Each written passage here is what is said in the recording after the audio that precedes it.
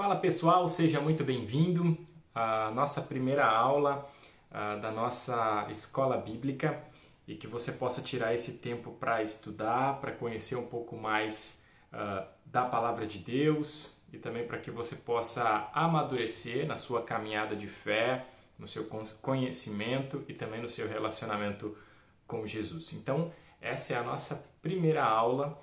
E o nosso primeiro assunto que nós iremos tratar aqui é bibliologia. Nós queremos estudar e falar sobre a palavra de Deus e nós queremos entender melhor como a Bíblia chegou até nós, como nós podemos entendê-la, interpretá-la e também aplicá-la. Então separe esse tempo.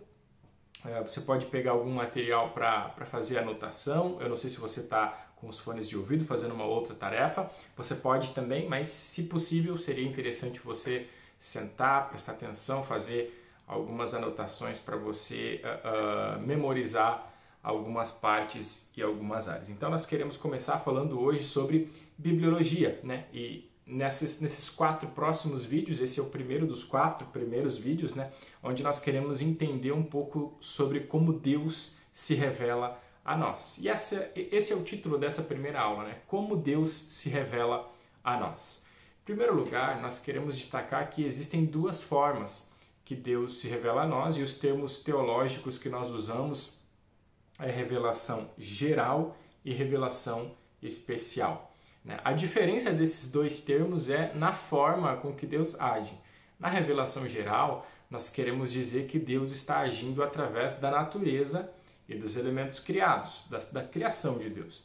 E na revelação especial, Deus está se manifestando e se revelando de uma maneira específica e clara, que nós entendemos como sendo a Bíblia e a palavra de Deus revelada a nós. Então, a diferença entre as revelações está na maneira como Deus se comunica a nós. O primeiro é através da sua criação e a segunda é através da palavra de Deus. Então, revelação geral diz respeito a como Deus comunica a si mesmo por meio das coisas criadas em todos os tempos, todas as épocas e a todas as pessoas, né? Ou seja, os meios usados por Deus para se revelar é a sua criação. O Salmo 19, do versículo 1 ao 4, vai falar sobre isso, né? Sobre essa revelação geral de Deus. Os céus declaram a glória de Deus. O firmamento proclama as obras das suas mãos. Um dia fala a outro dia. Uma noite revela a outra noite. Ou seja, os céus, eles revelam a glória de Deus, o poder de Deus. Então, Deus se comunica através da sua criação por meio de leis naturais que demonstram uma intenção por detrás de como tudo foi criado. Ou seja, nós conseguimos observar na natureza ordem. As coisas elas não existem por acaso, elas não surgiram do nada. Nós conseguimos observar uma ordem na criação. Então, isso é o que significa os céus proclamam a glória de Deus e o firmamento as obras de suas mãos. Ou seja, é possível observar que alguém criou o que existe, né? O que nós podemos observar. Romanos 1, do 18 ao 21, também fala sobre como Deus se manifesta de maneira geral a todas as pessoas, né? Ele vai dizer, Romanos 1, 18, portanto, a ira de Deus é revelada do céu contra toda a impiedade e injustiça dos homens, que suprimem a verdade pela injustiça. Pois o que de Deus se pode conhecer é manifesto entre eles, porque Deus lhe manifestou. Ou seja, o homem pode observar ao seu redor e chegar à conclusão de que Deus existe, de que Deus é criador. Ele continua dizendo, pois desde a criação do mundo, os atributos invisíveis de Deus, seu eterno poder e sua natureza divina têm sido vistos claramente, sendo compreendidos por meio das coisas criadas, de forma que tais homens são indesculpáveis. Ou seja, ao observar o mundo, ao observar a criação de Deus, o homem ele passa a ser indesculpável. Indesculpável, porque não tem como você olhar para a criação e não observar, não pelo menos enxergar algum aspecto que mostre que ele foi criado. Então nós somos indesculpáveis, porque tendo conhecido a Deus, não o glorificaram como Deus, nem lhe renderam graças, mas os seus pensamentos tornaram-se fúteis e os seus corações insensatos se obscureceram.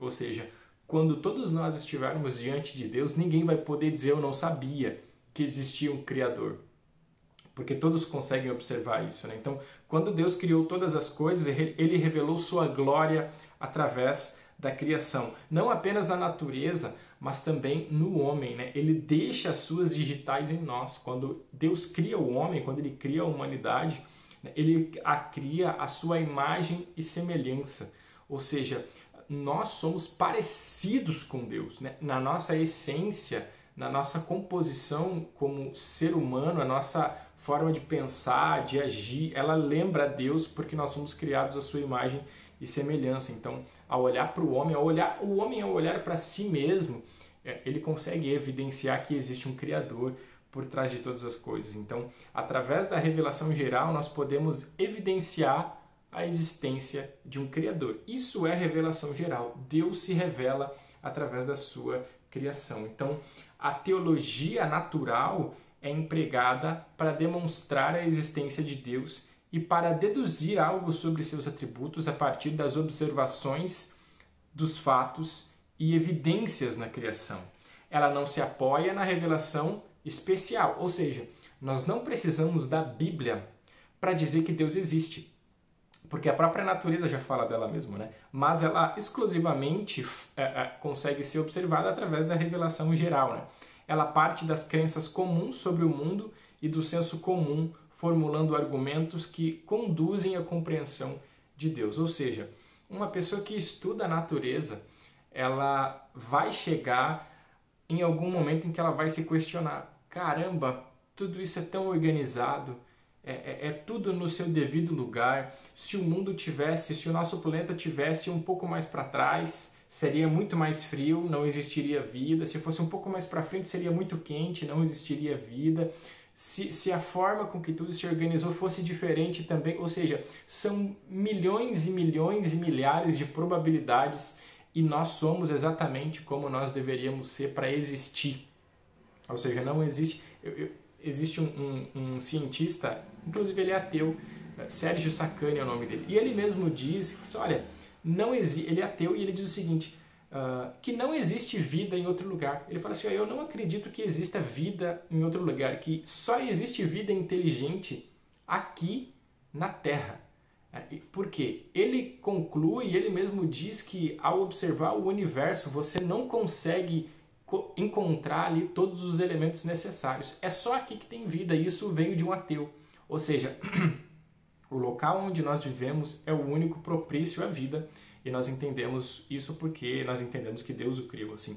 Então, quais são os argumentos que nós podemos olhar, observar e concluir que Deus existe sem a Bíblia? Olha que interessante, existem pelo menos 4. O primeiro, ele se chama argumento cosmológico. O que é o argumento cosmológico? É uma palavrinha difícil, né? Mas ela significa causa e efeito. É o argumento da causa e efeito. Ou seja, tudo que existe tem uma causa. Tudo que é um efeito precisa ter uma causa que é maior que ele. Ou seja, o efeito ele sempre será menor que a sua causa. Ou seja, tudo o que existe foi feito, foi criado. Você está me assistindo no celular, na televisão, no computador, e você sabe, mesmo que você não conheça como ou não saiba como, você sabe que ele tem um criador e que ele foi criado.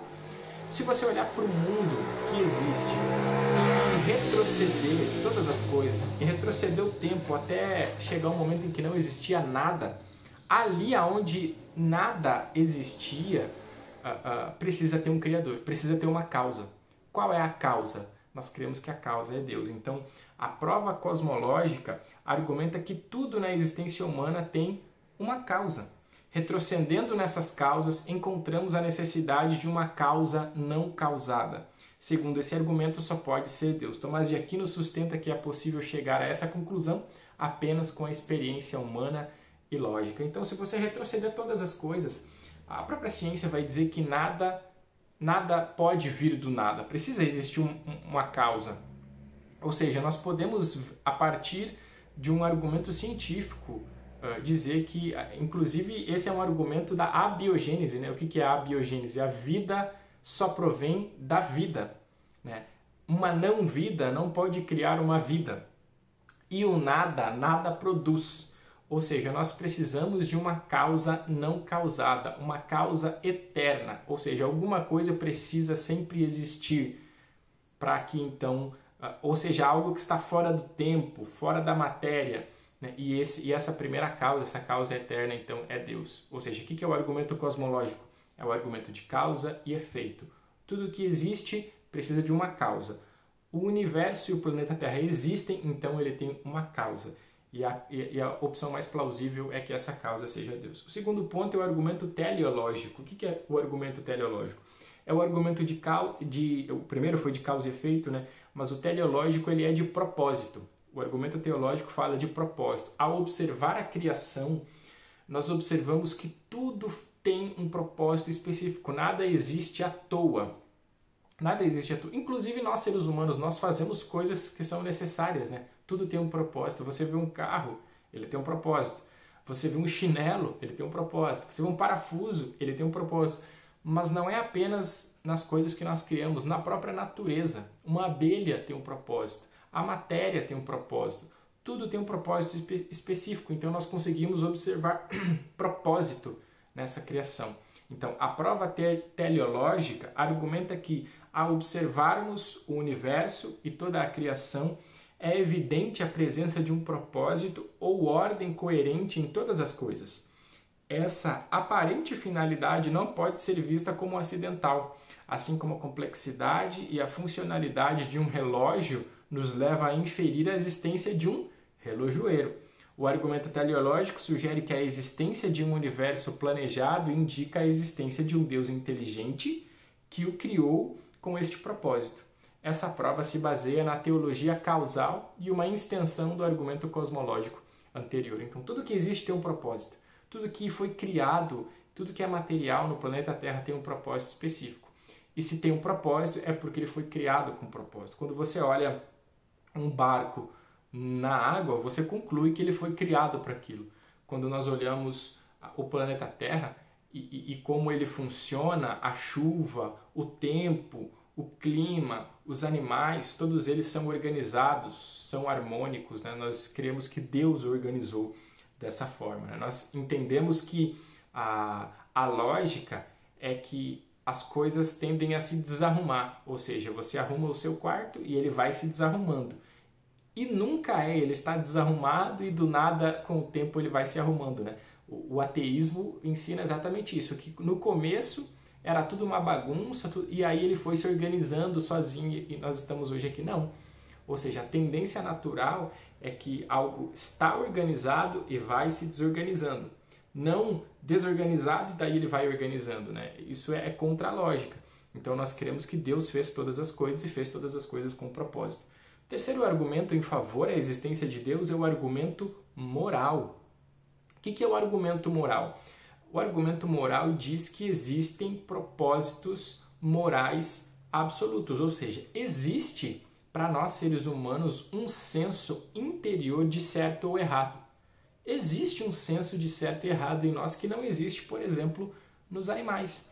Quando você diz assim, o mundo está mal, o mundo está ruim, você só pode dizer isso, que o mundo está mal, você conhecendo o que é bom, tendo um padrão do que é bom. Se você está dizendo que o mundo está ruim, significa que você entende o que é bom. E isso só é possível a partir de um padrão moral absoluto, que é Deus. Ou seja, Deus é o padrão moral absoluto de certo e errado. Então, quando um ateu diz assim, Deus não existe porque o mundo é mau, ele está aceitando a ideia de que existe uma moralidade para dizer que Deus não existe. Ou seja, o argumento em si, ele se autoconfronta, ele se autorrefuta. Porque se Deus não existe, então não existe certo ou errado. Então nós somos meros animais. Então, por exemplo, assim, um animal, um cachorrinho, por exemplo, assim, ele perde o seu filhote. Ele fica abalado naquele momento, mas no próximo no próximo ciclo que ele tiver, ele vai ter outro filhotinho e assim, vai embora. Então, um animal consegue matar outro animal sem sentir remorso nenhum. Ele consegue fazer algo nesse sentido e simplesmente tocar a vida dele, porque ele não tem um senso moral, mas o homem não. O homem tem um senso de certo e errado.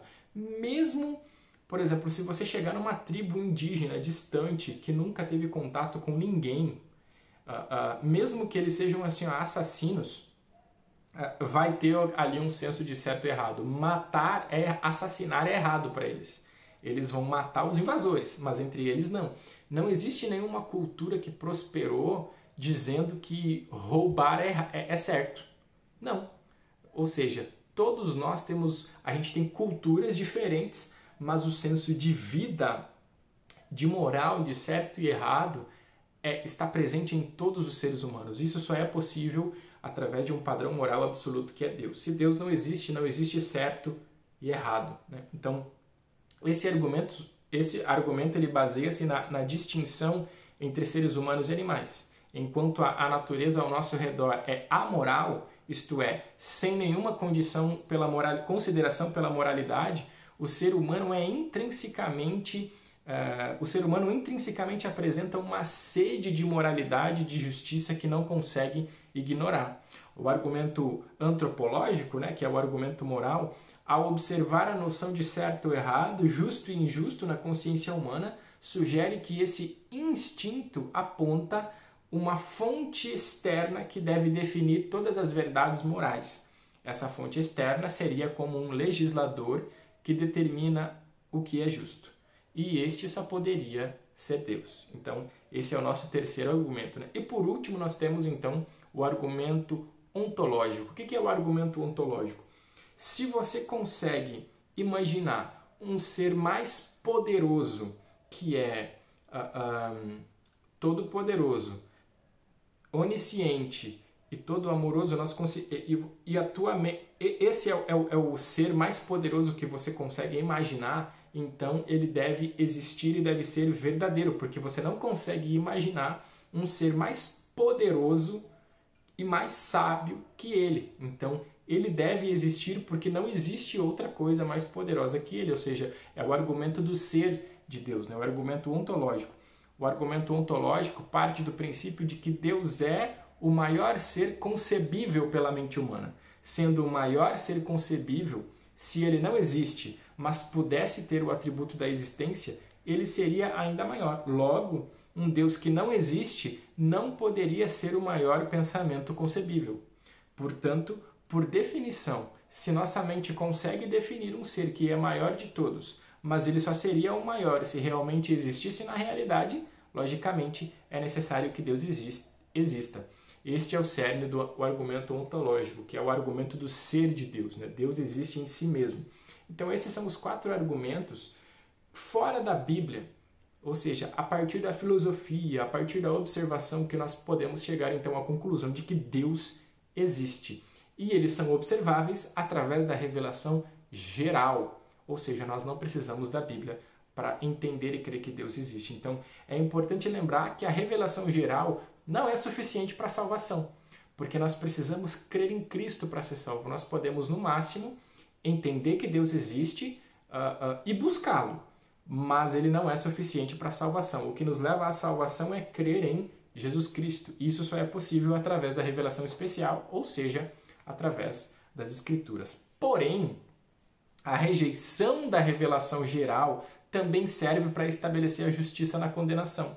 Como Paulo escreveu em Romanos, né? Ou seja, os atributos visíveis de Deus as pessoas rejeitaram, né? Aquilo que poderia ser conhecido de Deus foi manifesto aos seres humanos e por isso eles são então indesculpáveis por trocar a verdade de Deus por mentiras e por suprimirem a verdade devido ao seu amor pelo pecado. Ou seja, a revelação geral não é suficiente para salvar, mas ela é suficiente para condenar.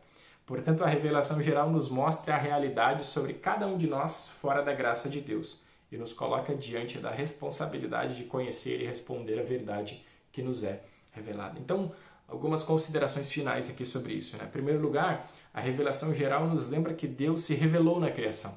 Deus se revelou a mim, se revelou a você, ele está disponível.